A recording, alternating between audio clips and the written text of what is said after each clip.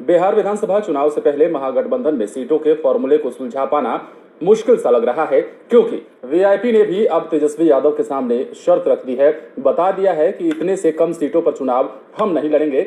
इसके साथ ही VIP party के मुकेश सहनी यानी कि उनकी नजर अब डिप्टी सीएम की कुर्सी पर है। कहा जा रहा है कि मुकेश सहनी चाहते हैं कि अगर राजद की सरकार बनती है, महागठबंधन की सरकार बिहार में बनती है, तो डिप्टी सीएम का पोस्ट मुकेश सहनी को चाहिए। पूरी खबर हम आपको बता रहे हैं। महागठबंधन में बने रहने के लिए विकासशील इंसान पार्टी यानी कि वीआईपी पार्टी ने अपनी शर्त बता दी है। वीआईपी पार्टी के सुप्रीमो मुकेश सहनी ने आरजेडी नेता और सीएम पद के दावेदार तेजस्वी यादव को अपनी मंशा बता दी है। मुकेश सहनी ने कहा है कि बिहार में उनकी पार्टी को 25 से 30 सीट हर हाल में चाहिए और साथ ही डिप्टी सीएम का पद भी। मुकेश सहनी ने तेजस्वी से इन दोनों डिमांड के पीछे अपनी राजनीतिक मजबूरी और जरूरतों को बताया है। मुकेश सहनी का कहना है कि इस साल हुए उपचुनाव में सिमरी बख्तियारपुर सीट पर वीआईपी के उम्मीदवार को 25,000 मत मिले थे, जिससे जेडीयू के प्रत्याशी की हार हो गई थी। सहनी का दावा है कि अगर वो 243 सीट पर लड़ गए तो किसी भी महागठबंधन की जीत हार का कारण बन सकते हैं।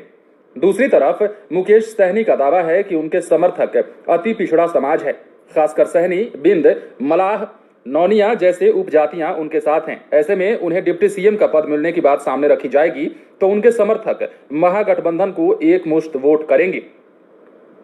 मुकेश सहनी का मानना है कि जैसे आरजेडी को यादव और मुस्लिम समीकरण का समर्थन मिलता रहा है, वैसे ही उनकी पार्टी के साथ रहने पर अति पिछड़ी जातियों का भरोसा जागेगा।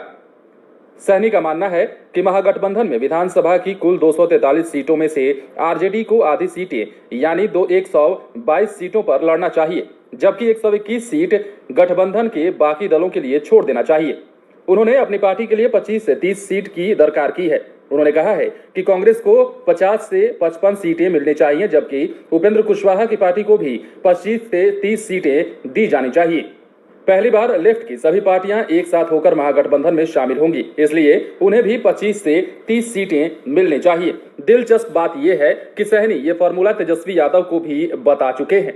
पूर्व मुख्यमंत्री जीतन राम मांझी के महागठबंधन से बाहर हो जाने की बड़ी वजह 10 सीट से ज्यादा नहीं मिलना था। सूत्रों का कहना है कि मुकेश सहनी बीजेपी और जेडीयू के नेताओं के संपर्क में भी हैं।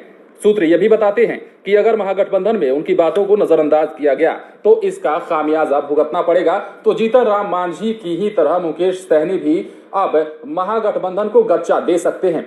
जल्दीबाजी नहीं कहेंगे, इसलिए कह रहे हैं क्योंकि महागठबंधन को मुकेश सहनी ने अल्टीमेटम दिया है और कह दिया है कि 25 से 30 सीटों से कम में वो नहीं मानने वाले हैं। बिहार विधानसभा चुनाव में उनकी भूमिका बड़ी होनी चाहिए। इसके साथ ही मुकेश सहनी ने तेजस्वी यादव के साथ मिलकर यह बातचीत में तय भी किया है और बातचीत में बता दिया है कि वो डिप्टी सीएम का पद चाहते हैं। क्यों चाहते हैं? जनाधार के बलबूते। जनाधार के बलबूते मुकेश सहनी ये चाहते हैं कि बिहार में उप मुख्यमंत्री का पद उन्हें दिया जाए और यही शर्त उन्होंने महागठबंधन के सामने रखी है। बिहार विधानसभा चुनाव नजदीक है। महागठबंधन में टूट की खबरें भी आपने सुना है।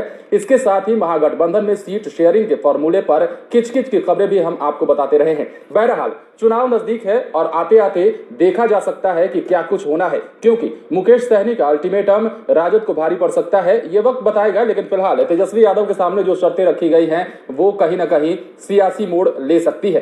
अगर आपने हमारे चैनल को सब्सक्राइब नहीं किया है तो सब्सक्राइब कर लीजिए। अगर आप ये वीडियो फेसबुक पर देख रहे हैं तो पेज को